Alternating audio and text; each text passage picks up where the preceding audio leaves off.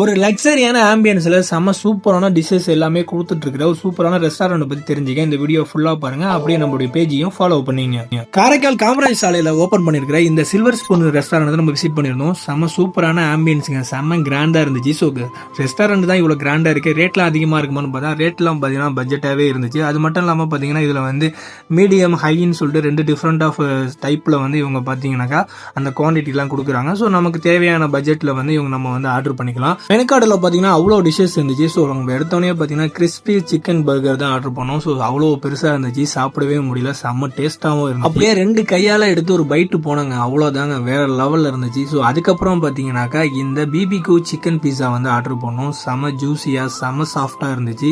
So அதையும் எடுத்து ஒரு பைட்டு போனோம், வேற லெவலில் இருந்துச்சு அந்த பீஸா. நெக்ஸ்ட் பார்த்தீங்கன்னா அந்த கிறிஸ்பி சிக்கன் சாண்ட்விச் சாப்பிட்டோங்க, செம்ம டேஸ்ட்டுங்க, வேற லெவலில் இருந்துச்சு அதோட டேஸ்ட். அப்படியே அதையும் ஒரு பைட்டு. நெக்ஸ்ட் பார்த்தீங்கன்னா அந்த ஃப்ரைடு சிக்கன் ஆர்டர் பண்ணோம்.